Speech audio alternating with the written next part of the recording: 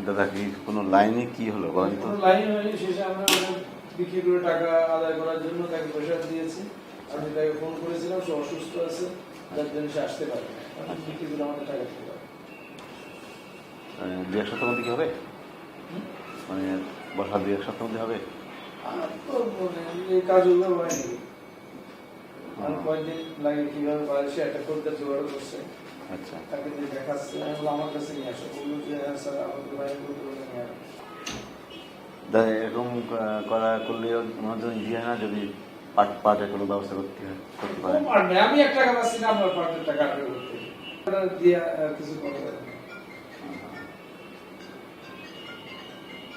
আমি বাড়ি বিক্রি করে টাকা দিচ্ছি, এত হারামিদের সাথে এই কাজ করতে যাওয়া। এটা আপনি যদি দেখতে পারবেন না বা থাকবেন না, তো জানলে আমি পয়সা দিয়ে বাড়ি বিক্রি করে ফকির মানুষ। রাজশাহী খবর কি? রাজশাহী পার্টি রাজশাহী আছে, চলতেছে। ওই রাজশাহী পার্টি নিয়ে তো সমস্যা। ওই ওইখানে তো ঢাকায়- ওইখানে বেশি দেয়া দিয়ে করলে ফাটাফুটি হয়ে যায়। ঢাকা কই? ঢাকায় আছে? ঢাকা পার্টি, রাজশাহী পার্টি ঢাকায় আছে। হ্যাঁ, এত সরকারের যে বাড়িটা ছিল আমার, সেটাও বিক্রি করে দিচ্ছি। কোথায়? মোহাম্মদপুরে? হ্যাঁ? মোহাম্মদপুরে? হ্যাঁ।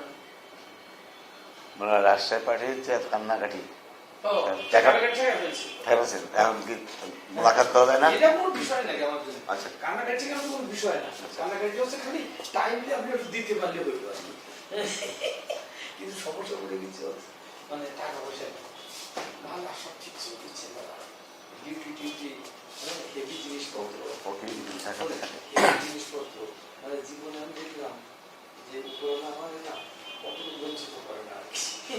কিন্তু এই অর্থকরী একটু দৈনন্দিন ছাড়া আমার জীবনে আবার আপনার কি জানেন তখন কোন দিকটা আপনি তো আমার মতো কথা বলেন, আমার মতো লোকের এতগুলো বাড়ি এটা সেটা মাঝে করতে পারেন নাকি? আপনার কোন দিকটি কম? অত না, শুধু আর্থিক কষ্ট নাই। কি আর্থিক কষ্ট আপনার? আমি 50 লক্ষ টাকা জমি বিক্রি করে এসেছি। হ্যাঁ, 5 বছর আগে। আপনার প্রপার্টি আজকে এই বাড়িগুলো যে বুক দেই, তারপরে 6 মাস 1 বছর পর পর বিক্রি করি, এই করে আমি বেশ ভালো ছিলাম। কিন্তু এই বেশি খাতি যে এই এই তবু দাদা- এই যে 2-3টা জায়গাতে চলে, এই 2-3টা জায়গাতে আমি হিসাব করে দেখলাম যে আমাকে যদি মানে আমি যতদূর জানি দাদা, আপনি যথেষ্ট অনেক অবস্থাতে ভালো আছে। না স্যার, আমার তাও অসুবিধা হয়। যদি আমার এই 5 কোটি টাকা সম্পত্তি বিক্রি করবো, আমি এখন কি করছি স্যার, উপরে আমার হেল্প করে কথা বলতেছি কেন, আমি তো বোঝেন নাই।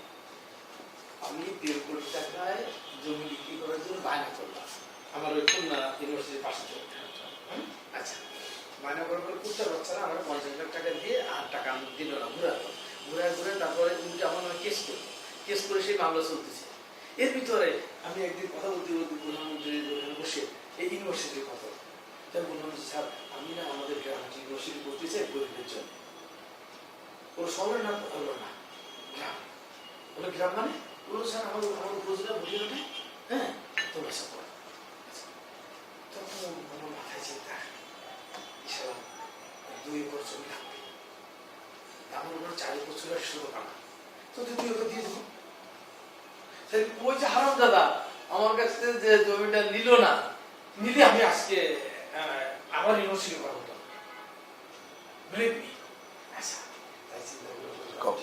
কপাল কত ভালো দেখেন।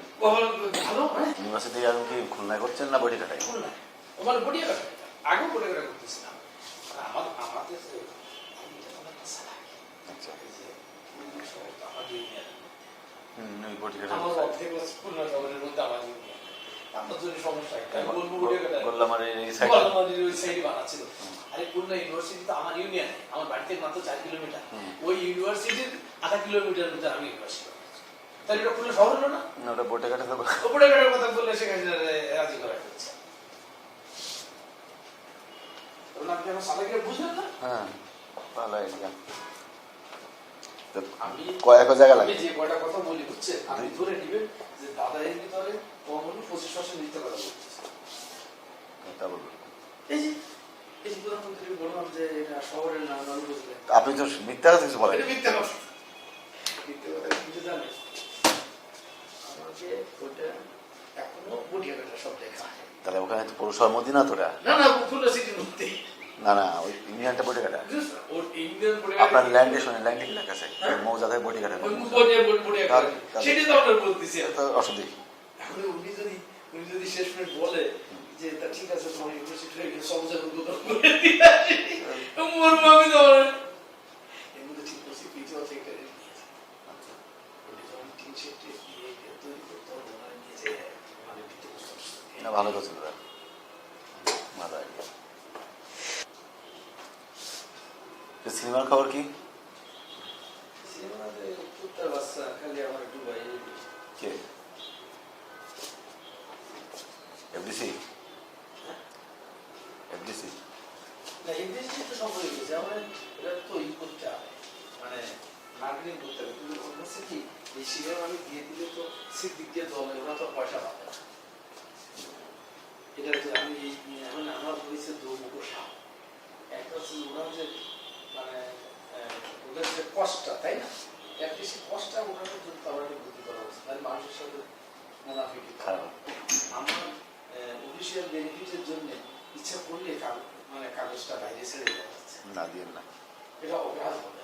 আর যেহেতু আপনার নিজের লেখা নিজের প্রচেষ্টা নিজের সবকিছু করা, এটাকে একেবারে এইভাবে কিন্তু কিন্তু প্রিন্সেস সেক্রেটারিকে দিয়ে এখন রেকমেন্ডেশন না হয়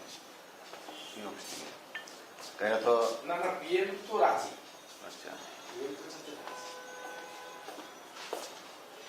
এই যে নতুন বৌদি কি ঢাকাতে?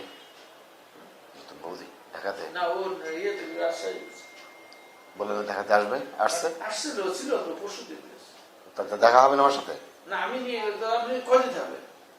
সপ্তাহ দুই। ও বাবা, তার মধ্যে আসতে পারে, আসতে পারে। আপনার একদম ও গত ভাবি ছিল বলে আপনাকে নিয়ে, কারণ আমি থাকি মাইন্ড করবো, এই জন্য কিছু বললেন কোন রকমের চুরি চারি করে বাদ করে দিয়েছেন, আপনাকে বাসায় নিয়ে গেছেন বউ দেখবেন না আপনি ছাড়া তো দুনিয়া আপনি জানেন।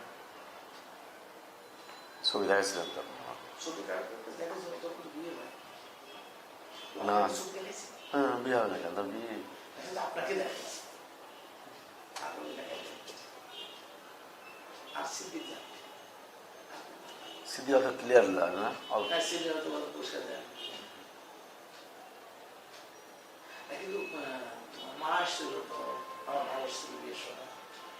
তারপর যে পুজো হলো আমার বাড়িতে গেছিলাম, সে বাড়িতে ভেরি ফর্মাল, মা নিয়ে যায়, ভাই নিয়ে যায়, এসে ঠিক আছে জানাই না অফিসিয়াল, কারণ জানা না না সমস্যা সেই। এছাড়া পাপ তো আর কিছু না, এটা তো মানে অফিসিয়াল বিয়ে।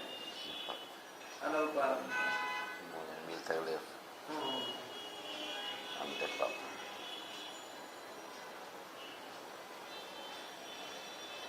আর একটা আমার একটা ভয় ছিল যে বিয়ে করে সেটা বেকারের বলি কি, কারণ আসলে পুরুষ মানুষের সেক্স কমে না, আমার তো এখন অনেক সেক্স। আপনি এটা ধান্দা করতে পারেন না, সারাদিন ও যতক্ষণ বাসায় থেকে তখন সারাদিন খালি ওই দিতে থাকে, আর কোনো কাম নেই।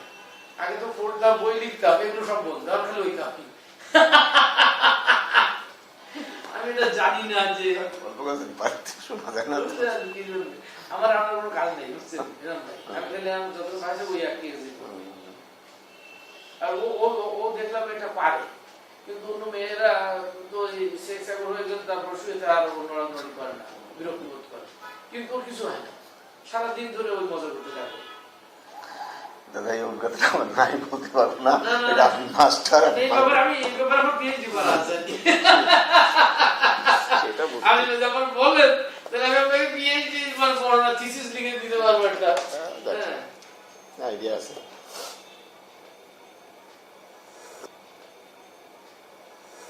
বাসা নিচ্ছে কোথায়? মোহাম্মদপুরে? আমি একটা জিনিস দেখি, মোহাম্মদপুরে আপনার ফ্ল্যাটে, মানে আপনার একটা ফ্ল্যাট ছিল, ফ্ল্যাটে উঠেছেন? হ্যাঁ, ওই যে বুড়িদের যেটা ইয়ে ছিল সেটা বুড়িদের টাকা পেয়েছি। আর আমার বুড়ি তো ওই যে বড় টাকা থাকে ওপর থেকে রাখবে, ও ঘুমানোর আগে আমি যখন এখানে অফিস থেকে যাবো তখন উঠবে আমার টাইম, তারপর যাই ওইখানে আন্টির সাথে আপনার আমার সাথে খেয়ে তারপর আমার ওই গাড়িতে আবার এসে বাসায় না, তারপর গাড়ি এখানে তখন ওই দিন 11টা 12টা হয়ে তুমি ওই এই যে বারবার ফোন দিচ্ছি। এবং আমি এক একটা মানে মজার জিনিস জানেন, এক একটা মেয়ে না এক এক ধরনের মানে সেক্সুয়াল হ্যাবিটে বা ইয়েতে অভ্যস্ত। বই লেখেন, হ্যাঁ? বই লেখেন, আমি বই লিখতে পারবো। এটা এটা কিন্তু দরকার। না না, যেমন ধরুন এই যে আপনার এই বই, হ্যাঁ এটা ওর তো আপনি ছবিতে দেখছেন, হ্যাঁ ওর গরম টরম যে ইত্যাদি, ওমা আমি দেখি এটা পিকুলিয়া, মানে এ হচ্ছে ওই যে আপনার পিছন দিক দিয়ে সেক্স করে না আমরা বলি দেখি না, হ্যাঁ এটা হচ্ছে শুধু সেই জন্য, অন্য কোনো কামে দিতে হবে না। আপনি এটা খালি পিছন দিয়ে সেক্স করেন, আর কোনো কাজে লাগাতে পারবেন না। এই পুতুল খাবে আর ঘুমায় থাকবে, আপনার যখন ইচ্ছা হবে তখন আপনি যে এই কাম করবেন। এবং দরকার সারাদিন করে না কি ওর